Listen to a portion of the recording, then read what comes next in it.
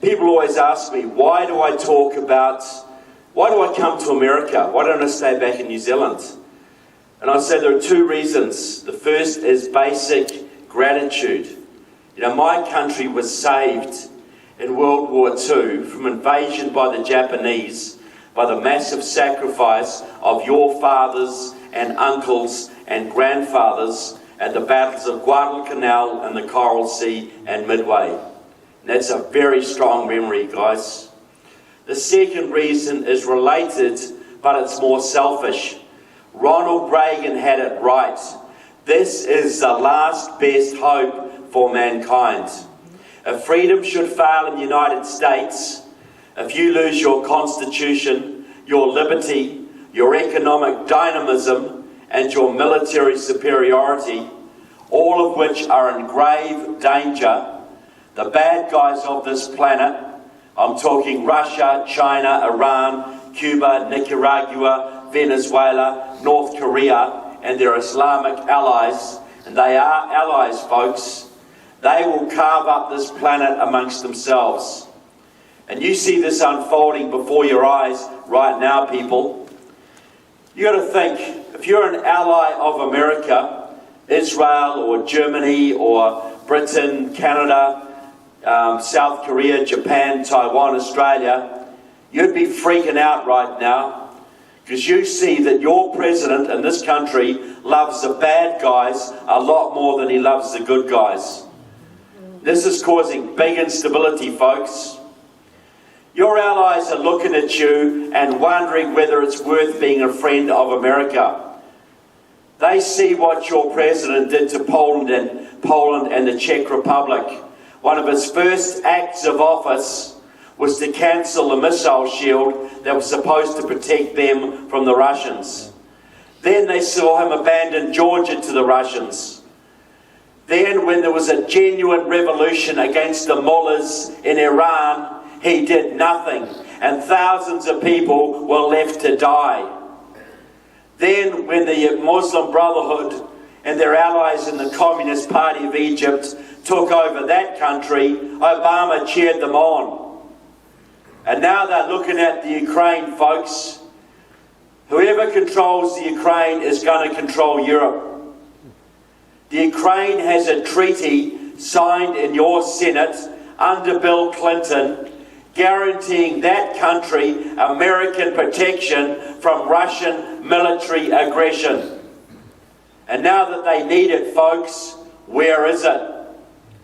So far, Obama has sent them a few $100 million worth of non-lethal aid. He gave $2 billion to India recently for Agenda 21 smart cities projects. But to the Ukraine, which has a treaty with your country, he gives them a few $100 million worth of aid and John Kerry. Who is John Kerry, people? He's basically Jane Fonda with less testosterone.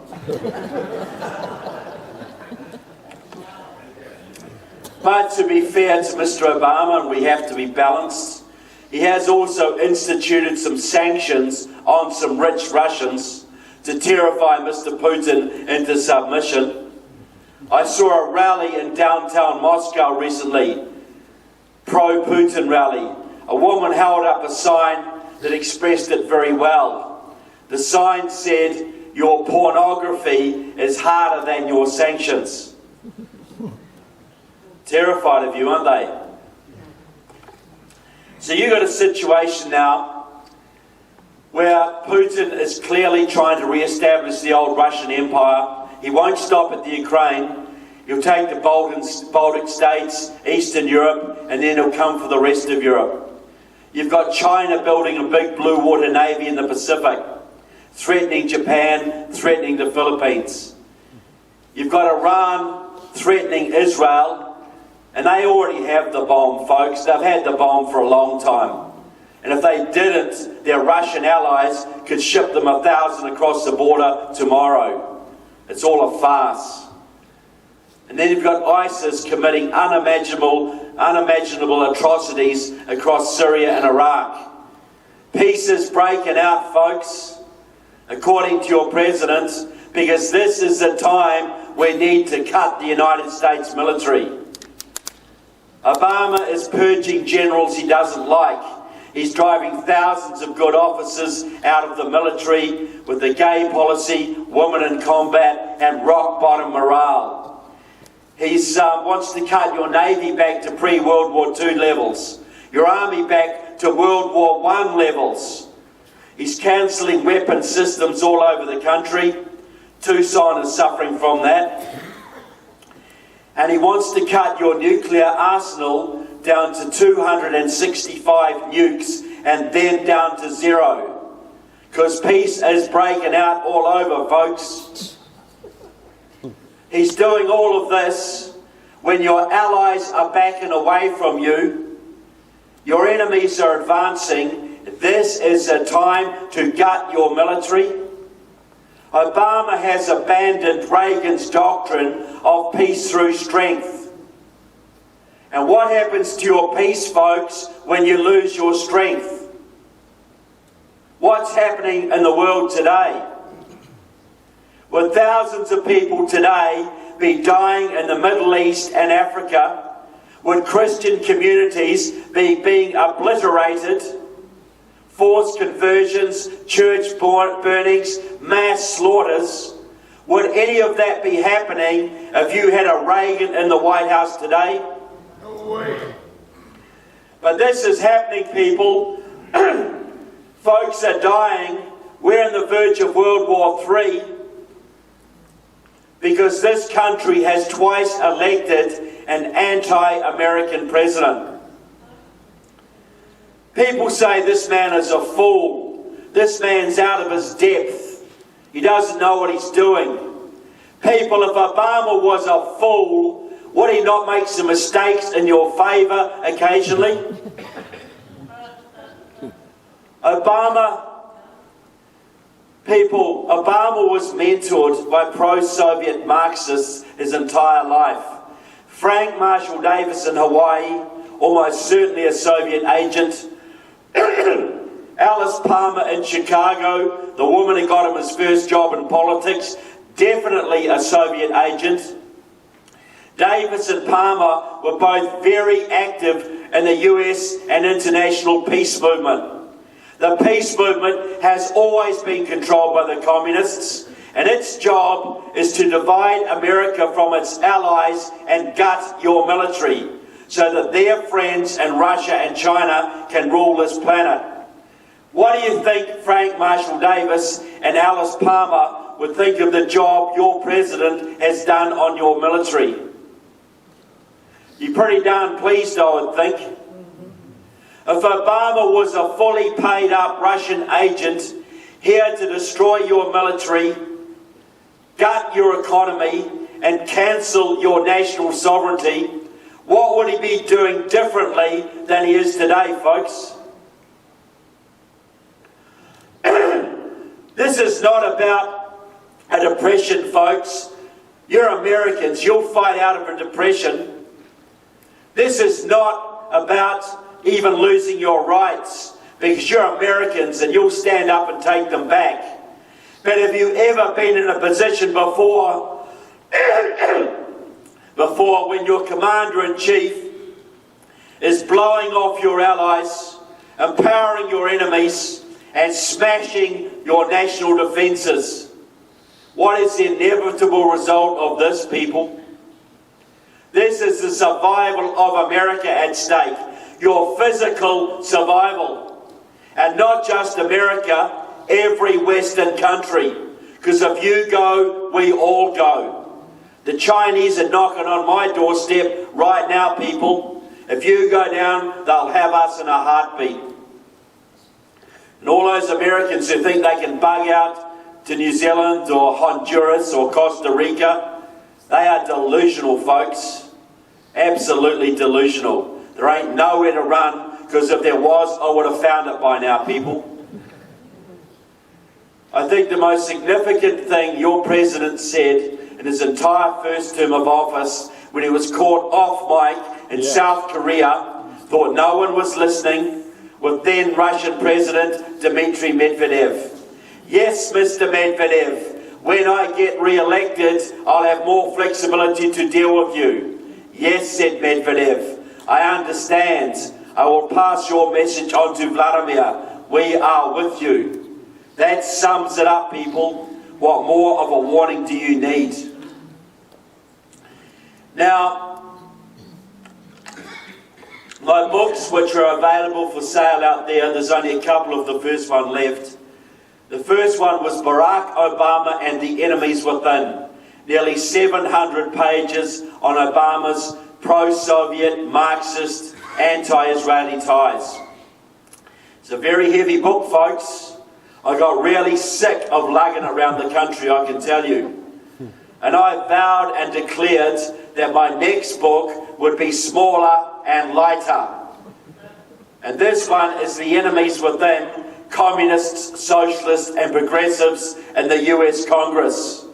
And guess what, people? It's bigger. Because those commies just kept on coming, folks. And I couldn't leave out Raul Grijalva, could I? No. I couldn't leave out dear Kirsten Sinema, you know, the moderate who loves the troops, neither left or right, positioning himself for the US Senate. Red as they come, folks, in the bad way. Communist Party supporter, anarchist, anti-Israel, pro-Palestinian, hardcore anti-American, folks, pretending to be a moderate, so you will elect her to your Senate. But the book, the book is really about the two big secrets of modern communism. The first secret, I think they borrowed from the devil, because we all know that the cleverest thing the devil ever did was to convince people he doesn't exist. What have the communists been telling you in the last 20 years, folks? Pretty much the same thing, right? Well, you can trust them as much as you can trust their master, people.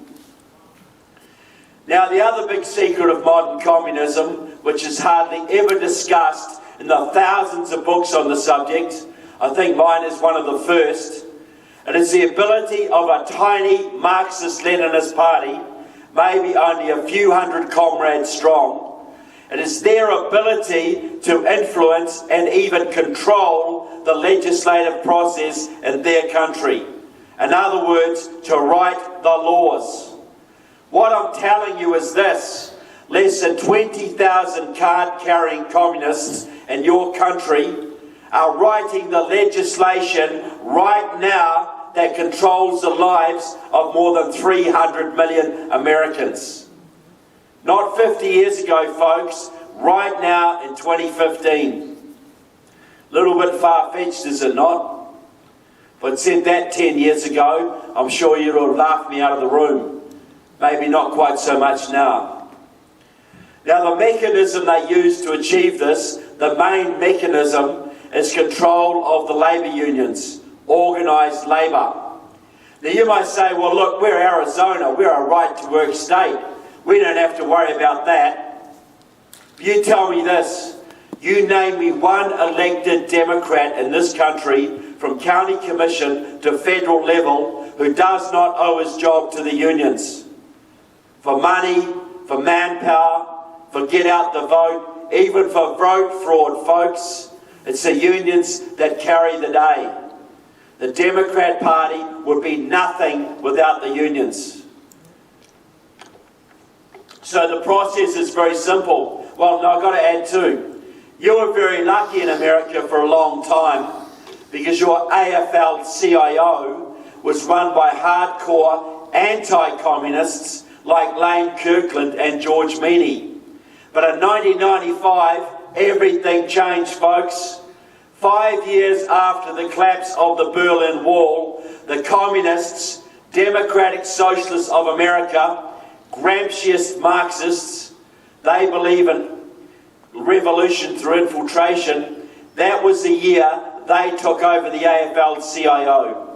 They got rid of Lane Kirkland, they put their member John Sweeney in as president, and now their protege Richard Trumka runs it for them. They removed the anti-communist clause from the AFL-CIO's constitution, and the Marxists came flooding back. Now they control SEIU, AFSCME, NEA, United Auto Workers, you name it, folks, they run it. Then, from that vantage point, they purged the Democratic Party. They got rid of all the moderates, the centrists, the Southern Dixiecrats, the Conservatives. Joe Lieberman, the senator from Connecticut, was one of the last to go. And when Bob Menendez, the senator from New Jersey, started bucking their line, he found corruption charges against them. That's how they work, folks. So now, you have a situation where the Marxists are dictating policy. It's very simple. The Marxists come up with the policy they want for America. It might be socialisation of student loans, green jobs, cap and trade, card check, normalisation of relations with Cuba, which they just got. Our formal alliance with Iran, which they're now working on. It might be Obamacare. All of those are Marxist communist policies promoted through the Democratic Party, through the unions. There is no policy in today's Democratic Party that cannot be traced directly back to the Communist Party USA or Democratic Socialists of America, or both. They are setting the agenda, folks. Now I want to talk about one policy, and Lyle has talked about this a little bit, that is really the road to the one-party state. I'm talking about comprehensive immigration reform, otherwise known as amnesty. Now you have Republicans, people, and that's in inverted commas, of course, people like John McCain and his little protege Jeff Flake, who tell you that amnesty will be good for the GOP. Because if you give 11 or 12 or 20 million illegals citizenship and voting rights, they're all going to be so grateful they'll all become staunch Republicans, right? Just delusional, folks. We know that the Latinos, who are the bulk of the illegals, are often very socially conservative. They're very Christian people. But we also know that they vote overwhelmingly Democrat. Maybe they will change in 20 or 30 years. Maybe. But we have 22 months, folks, to save this country. 22 months at maximum. They ain't going to change in significant numbers in that time. So why do these Republicans tell you this garbage, folks? Could it be connected in any way to the fact that the US Chamber of Commerce has spent more than $1.7 billion promoting amnesty in the last 10 years? What do you think the Chamber wants out of it, guys? Is it hard to guess? Cheap labour to run their factories and farms and hotels. Because the Chamber is all about profit. And I believe in profit. I believe in business. But I'll tell you this. If you're an ethical business person, when you take your profit, you also pay your costs. Is that not fair? So the Chamber of Commerce, they want to take the profits, but the cost of their profits include the destruction of your border integrity, a disastrous reduction in your national security, and the lessening of the rule of law in your lands. The Chamber wants the profits, people. Who is going to pay the costs? You are. Is that ethical business? And is it any coincidence that the Republicans who are telling you this garbage tend to be the ones most closely connected to the Chamber of Commerce and big agribusiness? Or am I being a little bit over-conspiratorial? What do you think? But the real driver of this is the communist movement. This started out in California in the 1950s with a Communist Party member named Bert Corona. He was also a Democrat. He set up the Viva Kennedy clubs inside the Democratic Party in the 60s, the first organised effort to bring Latinos into the Democratic Party. He also set up a whole network through the southern border states and Southern California of support groups for illegals. The purpose of these groups was to encourage illegals across the border, get them work in factories and farms, get them citizenship and voting. The voting was the goal, folks. Now, Corona trained a whole bunch of disciples to carry on his work for him. Some of them are very active today in California. They work together and have transformed that state. The first one is Antonio Villagrosa, until recently the mayor of Los Angeles. A hardcore Marxist. He used to go down to Cuba to cut sugarcane for the Castro brothers. He turned Los Angeles into a sanctuary city. He forbade the LAPD from enforcing immigration laws, and the illegals flooded in the hundreds of thousands, changed the entire demographics of the state. Second member of this group, a Communist Party supporter named Gil Cedillo. He was until recently the Democratic head of the California State Senate. He is the man who got the DREAM Act pushed through in California about 3 years ago, which gave all sorts of so-called rights to the children of what they call undocumented workers.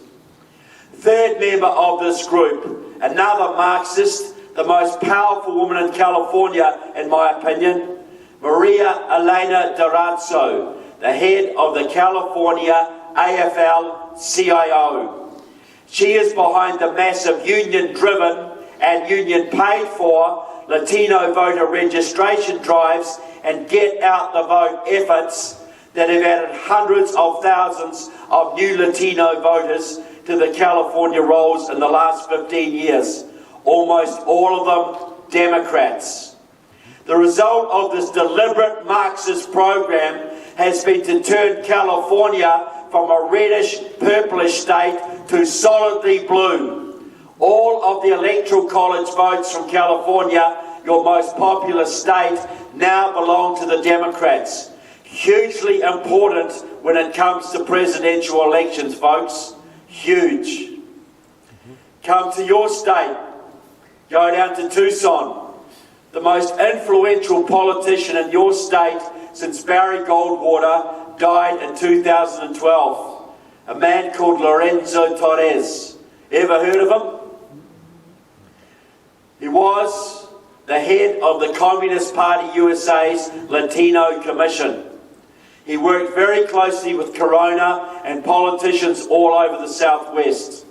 His job, just like Corona, was to encourage illegals across the border and organise opposition to any attempt to crack down on illegal immigration. He was behind the massive demonstrations in your state against SB 1070 about 3 years ago. He's also the man who set up the movements in your state that gave you Raul Grijalva and Kirsten Sinema, and also Ed Pastor. You had 3 Communist Party supporters in your delegation, folks, thanks to Mr. Torres. One of the reddest states in the Union had 3 Communist Party supporters in its congressional delegation. Now they've got 2. But Mr. Ruben Gallegos, who's just got into Congress, replacing Mr. Pastor, has immediately gone into the leadership of the Congressional Progressive Congress. That's big time progressive, folks. Now, the leader of the movement today is a man named Eliseo Medina. You've seen him on TV wearing a purple shirt, leading an immigration rally. He was until recently the Executive Vice President of the SEIU Union. He now works full-time on Amnesty. He's a member of Democratic Socialists of America, a Marxist. He supports the Communist Party USA, and he served on Mr. Obama's Latino Advisory Committee with several other Marxists. He is the man who got the amnesty bill pushed through your Senate about 3 years ago. He's the man who tried to get the bill pushed through your House. He worked very closely on that with Luis Gutierrez, the Democratic rep from Illinois. Gutierrez is a former member of the Puerto Rican Socialist Party, a pro-Cuban Marxist-Leninist outfit. When the bid to get it through the House failed, thanks to the Tea Party, Mr. Medina went straight to the President and demanded executive amnesty, which he got. Obama made a hugely risky move, folks. Hugely risky. His own base didn't like it, a lot of them, but he pushed it through. Now here's a little question. Any former or current union members here today? Okay, one.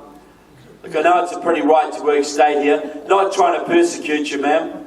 Just want to know. Well, here's a question. Which organisation in the United States 25 years ago was the most hardcore and militantly opposed to illegal immigration? Opposed to illegal immigration? AFL-CIO. The unions. They had people on the border, folks. They were constantly lobbying Congress to increase penalties on any employer caught employing illegals. Because they didn't want the competition, folks. Illegals drive wages down and they cost union members jobs. Very logical.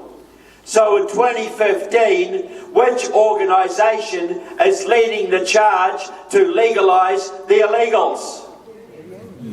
Same people. AFL-CIO, SEIU. So why, when the unions were so strongly opposed to illegals 25 years ago, why did they do 100% reversal, people? Money. Well, the reason is this. Before 1995, the unions were there to support their members.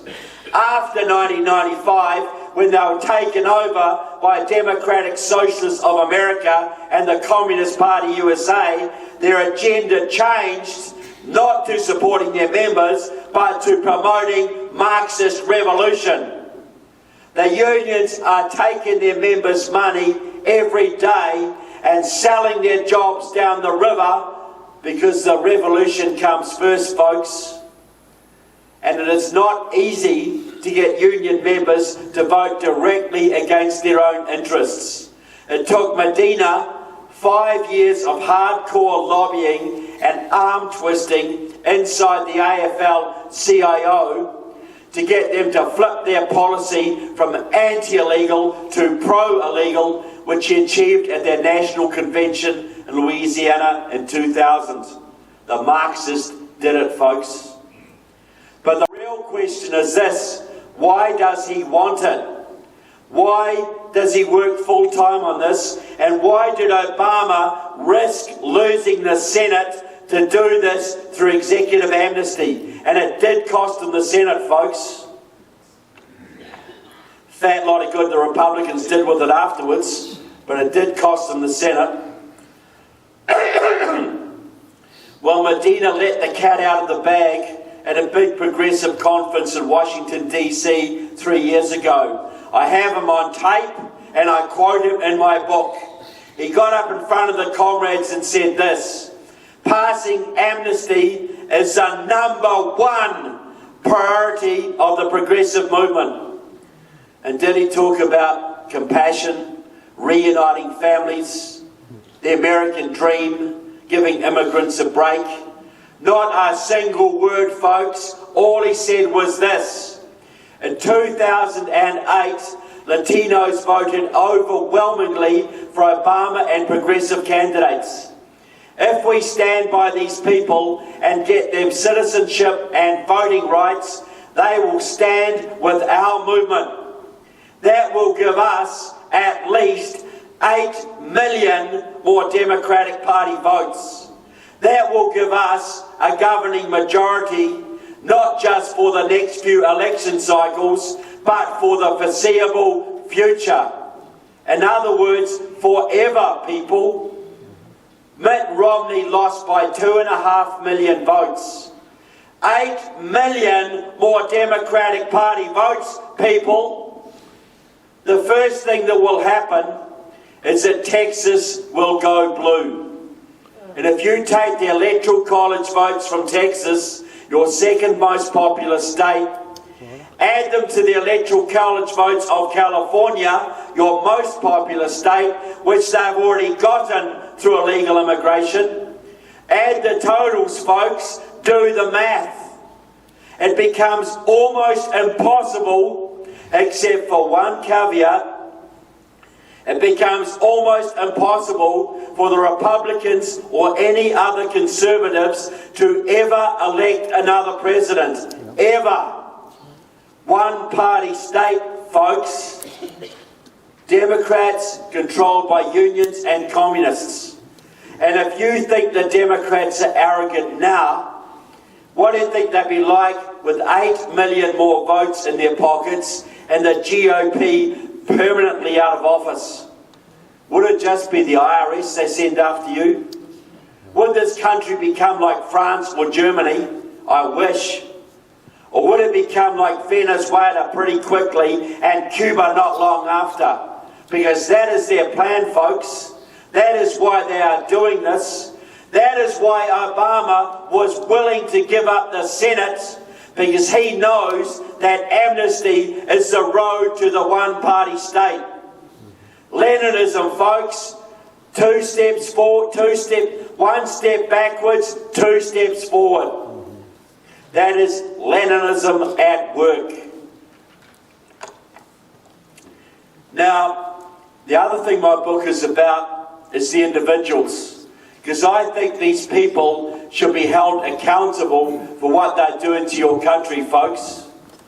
Here's a question. Anybody in this room, not counting military, ever applied for a federal government job who is willing to admit it? You're good private sector people, are you? Good for you.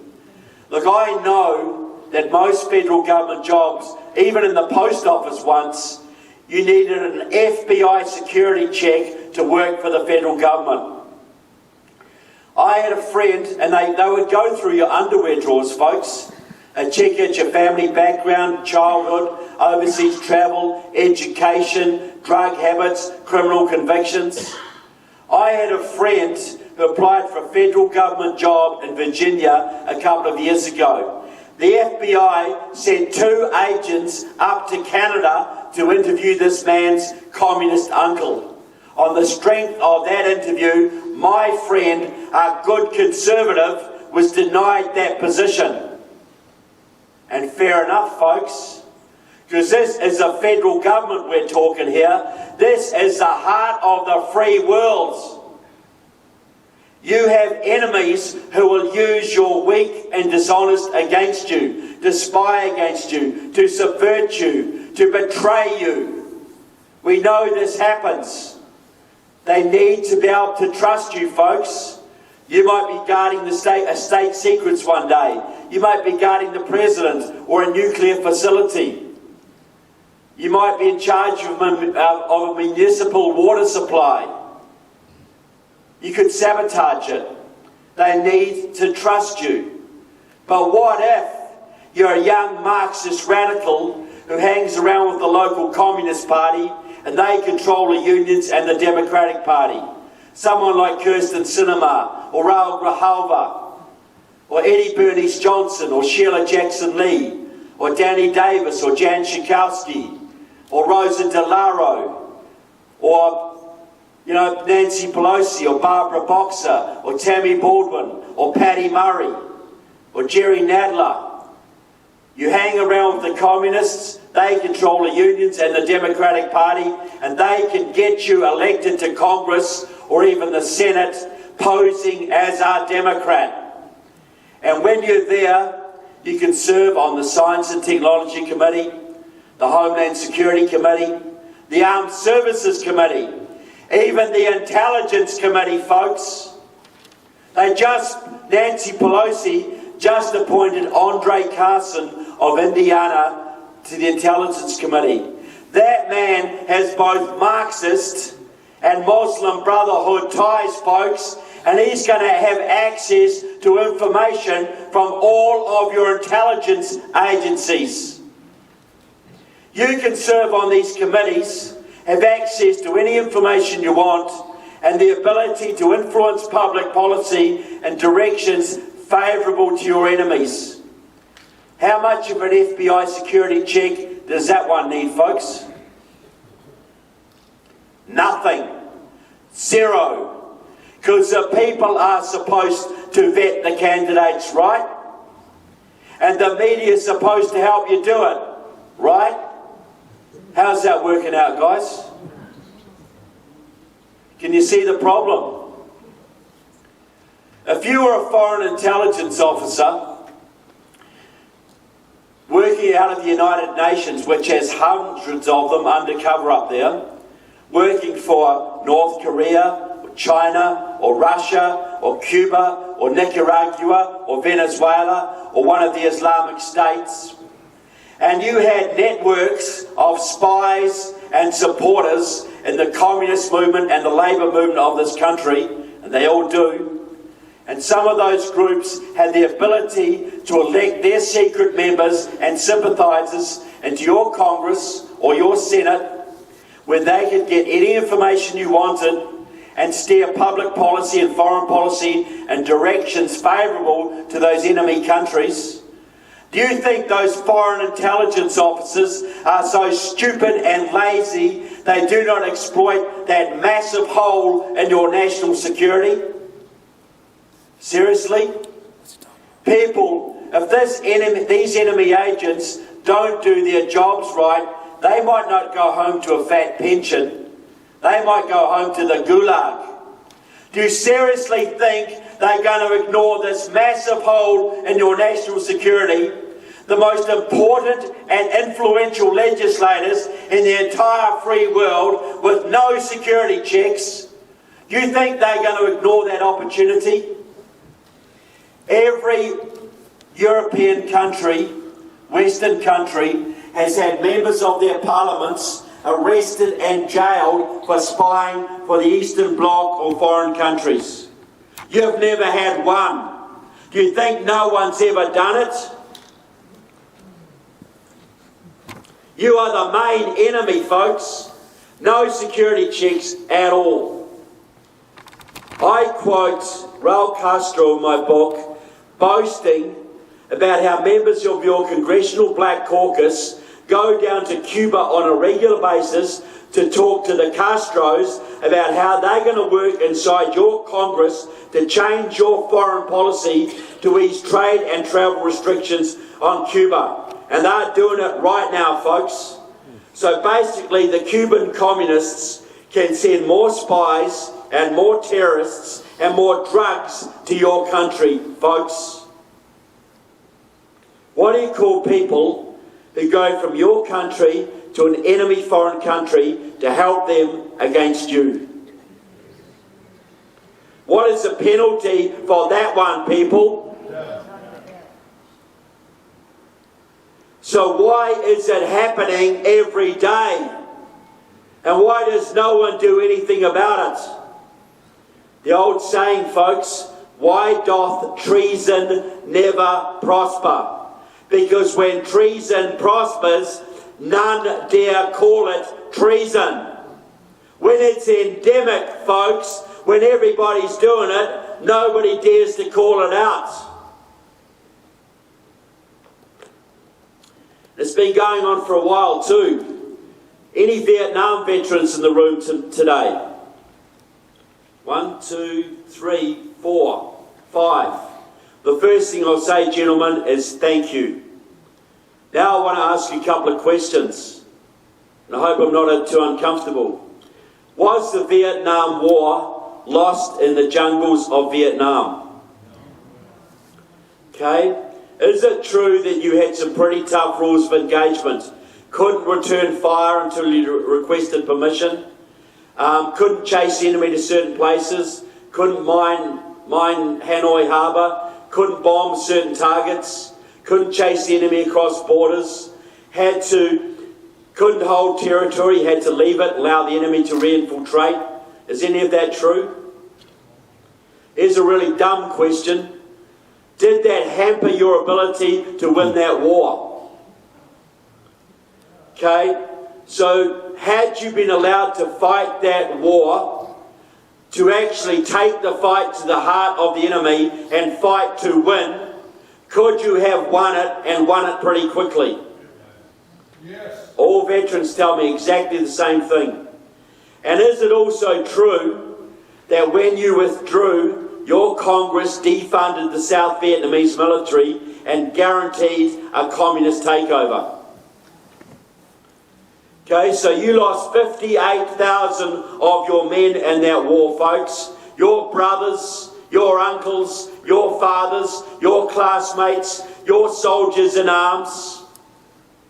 58,000 men died, hundreds of thousands wounded. Millions of Vietnamese suffered imprisonment, torture and execution. A disaster, people. I guarantee every person in this room was touched by that war in some way. 58,000 of your countrymen died, people. And I will say this, that war was deliberately sabotaged in your Congress by people like Father Drynan from Massachusetts, who are working hand in glove with the Communist Party USA, which was taking its orders directly from the Communist Party of the Soviet Union, which was allied to the Communist Party of North Vietnam. Do you think there might have been a little bit of treason going on there, people? And how many of those traitors who condemned thousands of your countrymen to completely unnecessary deaths, how many of them paid a single penalty for what they did, folks? One of them is now Secretary of State. And John Conyers is still in Congress, people. How long's he been there now? 140, 160 years? John Conyers is one of your most powerful and senior congressmen. He headed for many years and still serves on the Judiciary Committee, the body that writes your laws, people, the most powerful body in Congress. It is also the body that oversees the Federal Bureau of Investigation and sets its budget. Which organisation in your country is charged with rooting out and exposing communists, Muslim Brotherhood, and traitors in your government, folks? FBI. The FBI. So John Conyers has got a 50-year history with the Communist Party USA, right up till 2013. He's got a 40-year history with Democratic Socialists of America. He's been a card-carrying member of that Marxist group. He's got a 20-year history at least with the Workers' World Party, the most vicious communist party in this country. They support Iran and North Korea and Cuba and Zimbabwe. John Conyers is a hardcore anti-American Marxist-Leninist. As hardcore as you can get, folks. Yet he oversaw the budget of the FBI. What would happen to the FBI's budget if they ever came after John Conyers or his many communist friends in your Congress, folks? What would happen? You do not bite the hand that feeds you, do you? So if you're a communist who wants to get into your Congress, there's going to be no security checks, and once you're there, the FBI doesn't dare touch you because John Conyers and his buddies will defund them. It was John Conyers who got your Congress to cut out the House Un-American Activities Committee. It was John Conyers that cut out your main security body in your Congress, folks. I wonder why. You have got at least... What about Charlie Rangel, Ways and Means Committee, the body that writes those wonderful federal tax laws that help your businesses prosper? You know, those ones? Doesn't obey them, but he writes them. Charlie Rangel has a 50-year history with the communist movement, involved in 2 Soviet fronts that I know about, invited Fidel Castro to Harlem in 1995, pictures in my book of them smiling together. Do you think Charlie Rangel's ever going to support tax relief for you guys? What about Tammy Baldwin, the senator from Wisconsin, long-time member of the Colombian Support Network? They congratulated her when she got into the Senate. That group, which includes people like Bernardine Dawn and several members of the Communist Party USA, supports the Colombian FARC guerrillas, Marxist-Leninist guerrillas, who fund their revolution by selling cocaine into your country through the cartels. Tammy Baldwin has used her position in your Congress on several occasions to try and get US military aid cut off to the Colombian government so they can do to Colombia, your ally, what they did to South Vietnam. Then they can send even more cocaine to your country, folks. You've got at least 100 members of your House and 20 members of your Senate who would not pass a basic FBI security check to clean the toilets at any military base in your country. And neither would your president. Could that be an issue, people? But I don't want to depress you with that or bring you down in any way. Am I too late? You didn't come here to get depressed. You come here for hope and change, did you not? Look, this is my view, folks. If I thought there was no hope for America, I'd be back in my beautiful New Zealand right now, building bunkers and stocking up on baked beans. And I'm not mocking prepping at all, folks.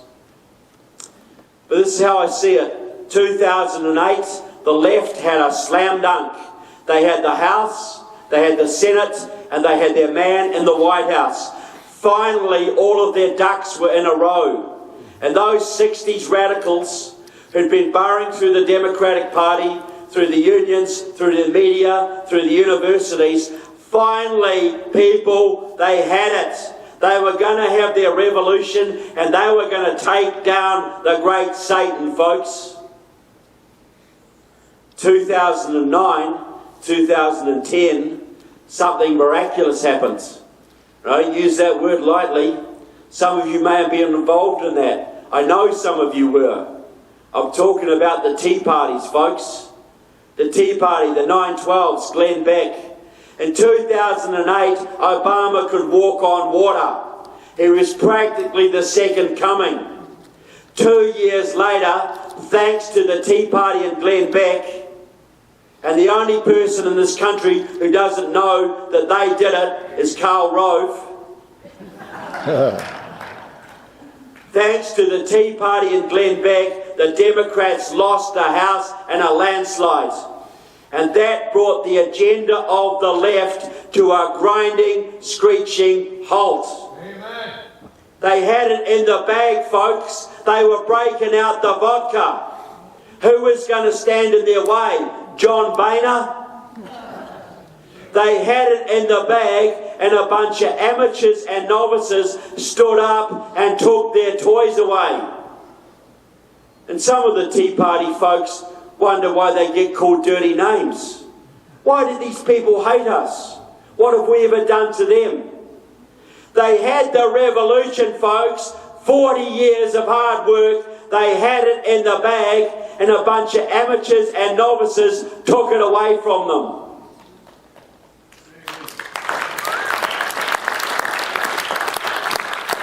I'm going to say it straight. The Tea Party saved America. A lot of you may not see it in those terms. A lot of you are in the battle. You look at it this way. Had the Tea Party not done that, the entire agenda of the left would have been in 2 years. They would have got Obamacare straight through. It would have gone straight to single payer. They would have had cap and trade and green jobs and card check. They would have gutted your military even more. And they would have had 11 or 12 or 20 million illegals voting in 2014 and 2016. And where would you be then, folks? The Tea Party saved America. And they don't get a lot of thanks, folks, quite a lot of the opposite. But I'm here to say thank you, because without them, this country would be done, and so would mine. I'm going to do something now that's normally considered very bad manners, but I'm a Kiwi and I can go home, right? So you don't go to someone else's country and tell them how to run things, do you? It's just not done. It's like telling your neighbour how to do their decor. But I get asked all the time, what do we do now? What do we do next? Do we work with the GOP? Do we form a third party? Do we just do local stuff? Are we wasting our time? Should I just go and play more golf? Should we toss our towel on this stuff? Well, my only value to you is as an outside observer. Sometimes you can see your neighbours' difficulties more clearly than they can see their own. So this is how I see things, folks. You have 100 years of progressivism to unravel. That might take you 10, 20, 30 years. I don't know. But one thing I do know is you've got a massive battle looming in 22 months and you have to win it. Because if you don't, the Democrats are going to import as many Middle Easterners and as many Latin Americans as they need and give them voting rights to make you a permanent minority in your own country. You got to win it, folks. There's only one force that can stop the Democrats in the time we have left, and that is the GOP. But the real question is this: what will the character of that GOP be? Because if the old guard, the Karl Roves, have their way, they will give you a candidate like Jeb, Common Core is wonderful, illegal immigration is an act of love, Bush. And you're done, folks. Because the Tea Party will bolt, half the Republican Party will stay home, you may even get a third party, and it's guaranteed, almost guaranteed, that either Hillary Clinton or Pocahontas Warren will be your next president. Or Julian Castro, that's the other wild card, folks. Former mayor of San Antonio, head of HUD. He is a Latino Obama. So, but if you have someone different, folks, if the Republicans have a real good candidate, someone who's willing to put up his fist for the Constitution and stick it right to the establishment, someone like Ted Cruz, for instance, things could be very, very different. But how do you get there, folks? I want to go back in history now, and I'm giving you both barrels today, by the way. I'm fired up. Go back in history, 1976.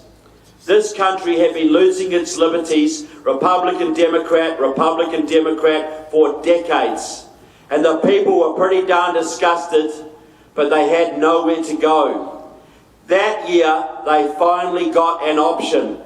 That year, a man came out of California who spoke of a shining city on the hill and peace through strength and liberty and the Constitution.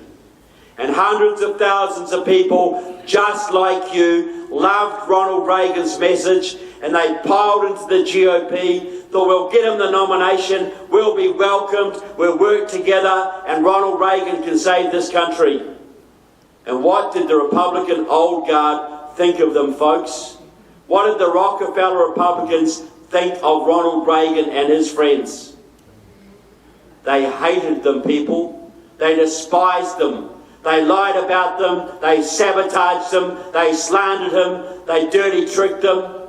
Ronald Reagan was far too extreme to be elected. Ronald Reagan would destroy the Republican Party. Ronald Reagan was banned from Ohio in 1976 by the Ohio State GOP folks. They hated him. And they just beat him. They gave the nomination to Gerald Ford, and Ford went up against Jimmy Carter, and Carter won. How did those Carter years work out, guys? Barrel of laughs, were they? Interest rates up to here, gas queues round the corner, gave away the Panama Canal, gutted your military, Iranian hostage crisis. America's finest hour, right? Your second worst ever president. People, remember those years, folks. There were people seriously saying that America would never be great again. Do you remember that? But the really important point is this. The grassroots, the people like you, did not give up. They stayed the course. They got more organised. They took over the precinct committees, the PC positions, half of which are vacant at any one time. They took them over. They prepared the ground. And when Reagan ran again in 1980, this time they were ready, and this time they were not going to take no for an answer. This time they forced the GOP to give them their candidate. And they got it, folks.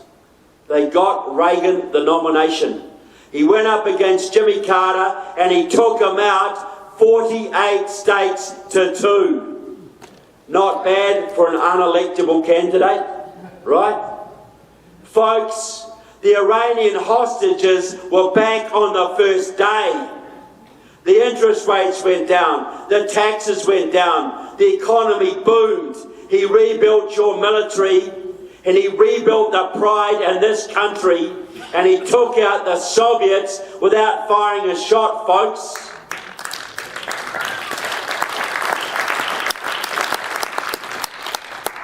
Any better president in the 20th century? Anyone even close? So why did you have a Reagan revolution, folks? Because people just like you stuck it to the Karl Roves and the John Boehners of the day, and you decided the candidate. Could there be a message for today? Because right now, folks, this country is Jimmy Carter on steroids.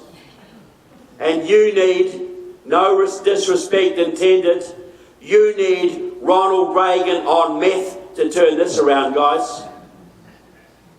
Not just to go where Reagan did, way beyond Reagan. You've got to gut your federal government and restore your constitution. You know that. But how are you going to do it, people? Reagan was a genius. He could unite the social conservatives, the fiscal conservatives, the defence conservatives. He could bring the Reagan Democrats across. They're a great communicator. But right now, people, your base is very fractured. You've got 1 million libertarians who gave their vote to Gary Johnson last time. You've got social conservatives, fiscal conservatives, Tea Party Republicans, moderate Republicans. You've got 4 million GOPers who didn't even bother to vote last time. And you've got upwards of 30 million evangelical Christians who are not even registered. Imagine what they could do to transform this country politically and spiritually. Imagine what they could do, folks. And you may not know this, but a lot of elements of your base don't like each other very much. Have you heard a little bit about that? A lot of infighting going on. We are 2 years out from the most important election in American history, the most important election in world history. Can we afford that silly squabbling, people? You have got vote fraud against you. You've got the media against you. You've got dirty tricks. You've got the unions. Can you afford that squabbling? Can you afford to lose any element of your base if you're going to win and make that victory worth something? But we cannot just wave a magic wand and unify. The Democrats' base is way smaller than ours, but they bribe their base. We have to do something different. We have to inspire our base. I know 2 politicians who've inspired the base in the last 20 years. Ronald Reagan and Sarah Palin. Can you think of any others? Can you think of any others who got people enthusiastic, not just holding their nose, but actually wanting these people into office? And what gets you fired up, folks? What gets you volunteering and door knocking? Telling you how bad the Democrats are, or inspiring you with a vision of a better country? So this is what I'd do if I was Ted Cruz. And I think he's got the inspiration factor, folks. I would go to all of these elements of your base right now and say something like this. We've got one chance left, guys. We have to unify. And this is the incentive and the inspiration I'm going to give you to do that. The first thing I'm going to do right now is name Alan West on my VP ticket. Right now.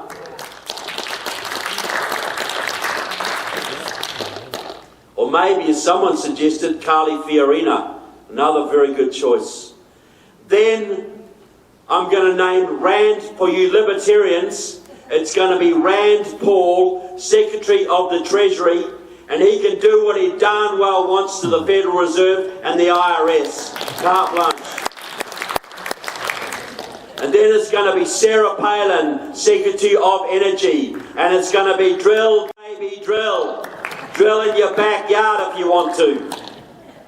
And then it's going to be Scott Walker, Secretary of Labour. And it's going to be right to work in every state, folks. Mr. Loudon, could you slow down a little on these choices, please? I want to write them down. Okay, well, it's in my... well, I can get them to you. There's DVDs of it. Go ahead. Then it's going to be Mike Lee, Secretary of the Interior. And you know those federal lands they think they own in your states? Well, Mike Lee's job is going to be to give them all back to the rightful owners so you can use them to make your people wealthy, folks. Then it's going to be Michelle Bachmann, Secretary of Commerce. And EPA is going to go, and OSHA's going to go, and regulations are going to go, and American businesses are going to work and prosper and employ people again. And then it's going to be John Bolton, Secretary of State. And then he is going to flip the bird to Mr. Putin and the Ayatollahs. And he's going to rebuild the Western Alliance, folks. Then, very, very important, Ambassador to the United Nations. No one.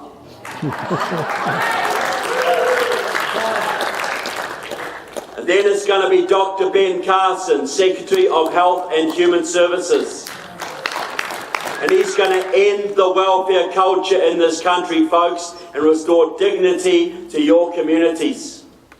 And then it's going to be Trey Gowdy, Attorney General. And guess what he's going to do to those vote fraudsters, people? It won't be pleasant. And then for those millions of Christians who don't care about politics, but they do care about the education of their children, they don't want the state indoctrinating them, I would say to them, vote for me in your millions. We'll get rid of Common Core. We'll protect homeschooling. We'll return education to the local level. We'll appoint David Barton as Secretary of Education. Your rights will be protected. Name your entire cabinet. Run as a team. Would you guys be inspired by a team like that? And would it unify the base? Because everybody's getting something, right? The social conservatives, the fiscal conservatives, the defence conservatives, the anti-Common Core people, the pro-Second Amendment people. Everybody's going to get something. You might not like Sarah Palin, but you love Rand Paul. You might not like John Bolton, but you love Dr. Carson. Everybody will get someone to inspire them. And doesn't every element of your base deserve that, folks? Aren't they all Americans? Because it's on my website. Could be Ralph Peters, Jerry Boykin, Frank Gaffney. There's a whole bunch of people that could fit in there. I don't want the debate. So, Sheriff Joe, yeah. Covenant Security. Look, the debate should be, do we have a team? The debate should be, who goes on it? Because I've been all over this country, folks. Ronald Reagan had a big team. But I've been all over this country. You think of what the Tea Party movement, Mark Levin, Glenn Beck, has done to educate people on the Constitution in this country. 5 years ago, this was a phone box movement. Now it's all over. I've been to 43 of the 57 states, folks. The bluest of the blue, the reddest of the red. There are now millions of people who love their Constitution, read the Constitution and understand it. And they want to fight for it, folks. You put that team, that base together with a team like that, who would stand in your way, guys? Because right now you have a big problem. Every 4 years the Republicans put up their candidate, the most moderate one they can find, and every 4 years the media rips them to pieces, folks, and destroys your campaign. What would the media do if Ted Cruz was running across this country holding mass rallies in every state with a team of 20 Rottweilers who are all backing each other up and not taking any garbage from anyone? How would the media handle that one, folks? And there is a precedent for this. Reagan named his cabinet in '76, but there's an even better precedent. You didn't just have a founding father, guys. You had founding fathers. You didn't just have George Washington. You had George Washington and Samuel Adams and James Madison and Patrick Henry and Thomas Jefferson and Benjamin Franklin. You had a whole team to run that revolution, guys. And they had their egos. They were human. They had their conflicting agendas, but they put them aside for the sake of the country and the good of the revolution. And look at what they gave you, people. Look at the amazing country they created for you. You can do that with a second American Revolution, people. So I'm asking from you, 22 months at least of the hardest political work you have ever done. I know what this cost you, guys. The time away from your families and friends, the money, the commitment you have to put into this with very little thanks. I know what it cost you, and I'm asking for even more of it. Because 22 months is going to decide the fate of not just this country, but my country. Not just your children, but my children. I can't promise you very much, folks. Yet I can promise you two things. If you do nothing, your children will live in slavery in this land. But if you give it everything you've got, folks, every ounce of energy within you for your country and your Constitution, the very least I can promise you is the right to look your children in the eye and say, I did everything I could. What is that worth to you, folks? And if you win, and you can win, you will give your children not just the amazing country that you inherited, but one even greater. Is that worth fighting for? So I want to say to you folks, thank you so much for what you do for America, for Arizona, for my country. God bless America, and God bless you all. Thank you.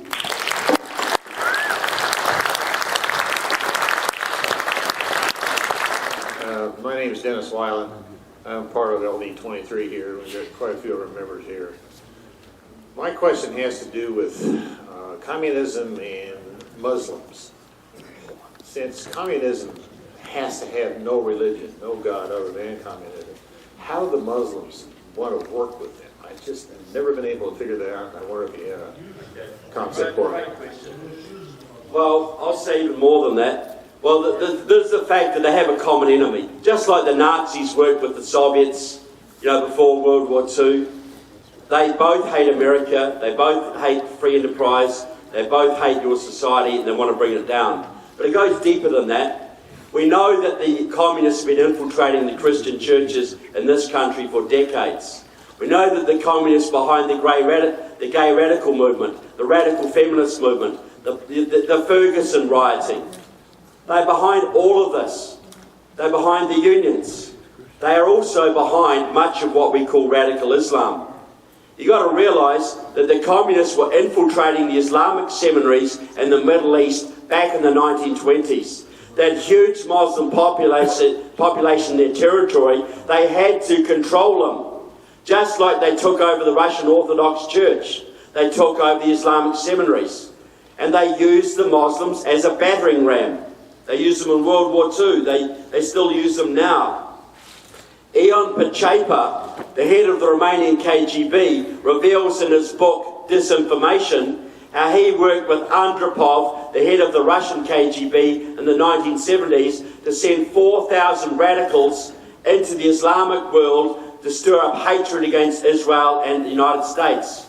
The leader of Al-Qaeda was trained by the KGB. As the communist Venezuela and communist Cuba are working with Hamas and Hezbollah.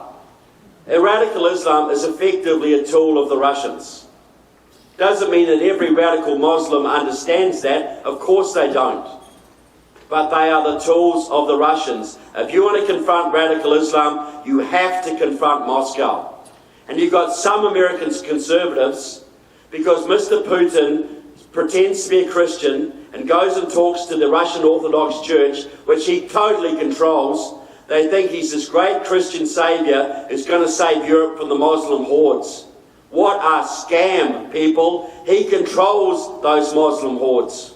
That's on the web, too. I'm next. You can find that on the web. Yeah, a lot of stuff on the web about it. I'm next. I'm next, all right? Yes. Thank you.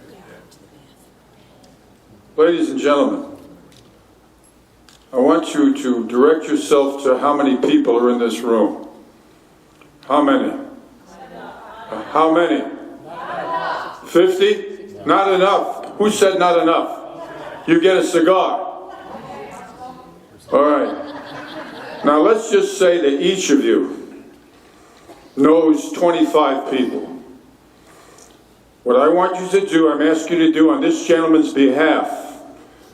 He's not a United States citizen, but in my opinion, the chairman of the Republican Party of America should be this man on the stage, yes or no?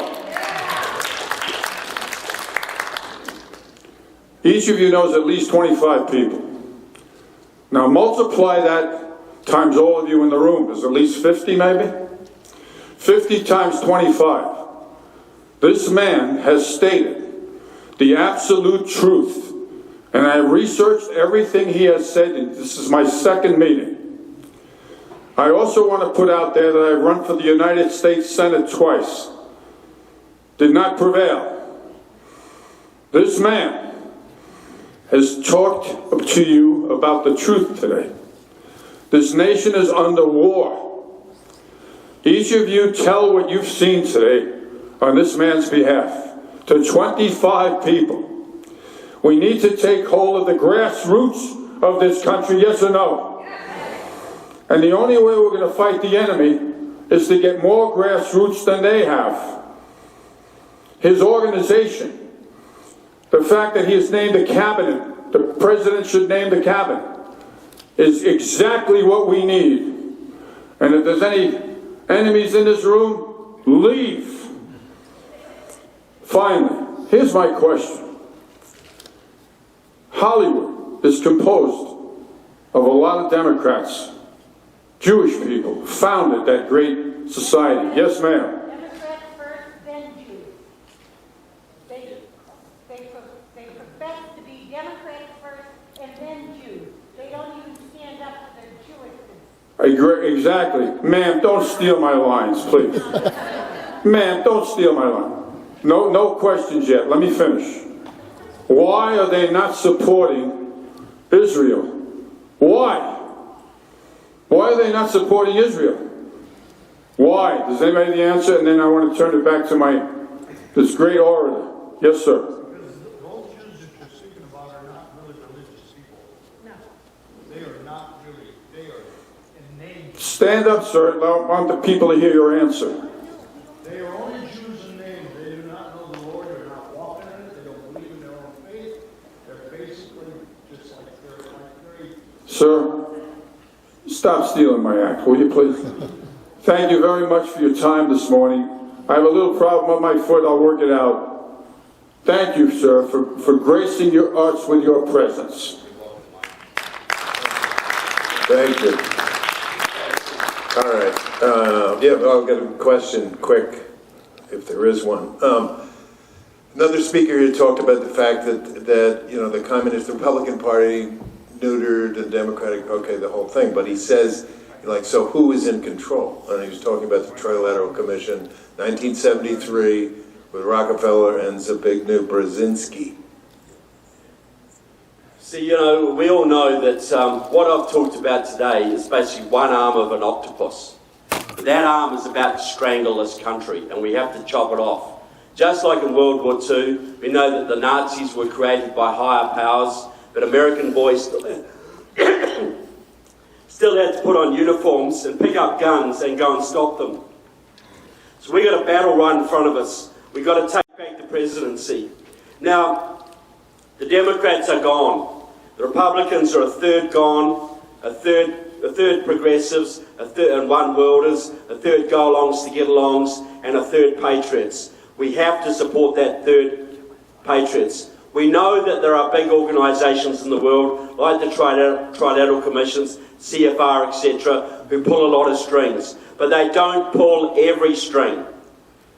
The American Revolution was a break from that elitist system. The Reagan Revolution was at least partially a break from that elitist system. The Tea Party movement is another break from that elitist system. And the Cruz movement, I believe, will be another break again. This is a break, our last chance we can use to break that system once and for all. It's the old battle, eternal battle. Oligarchs, small groups of mad power seekers versus all of us. Now is the time for us to rise up and get organised and smash them once and for all.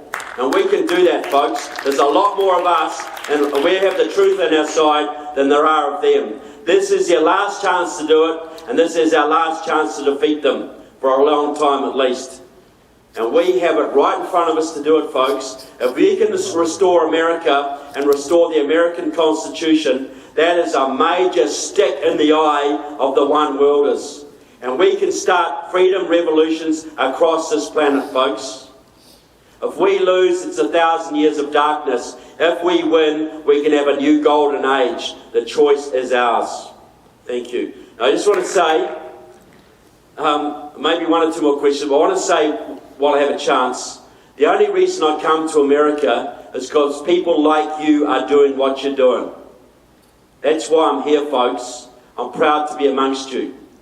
Now, just the other bit of shameless self-promotion, my books are what fund my travels. They're available out there. They're the best books out there for knowing your enemy. And you can't win if you don't know your enemy. The other thing I'll say, there's a little card out there that's got the word Indiegogo written on it. We're making a movie of my latest book.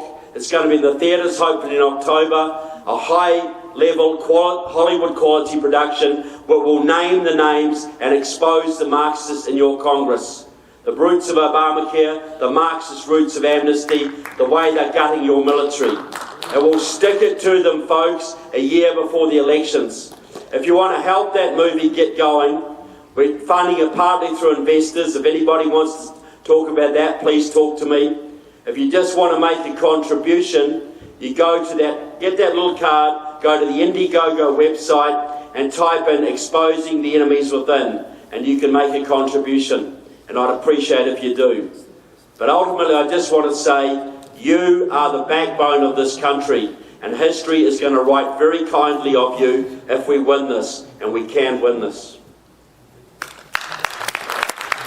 How about a big hand for Trevor? Well,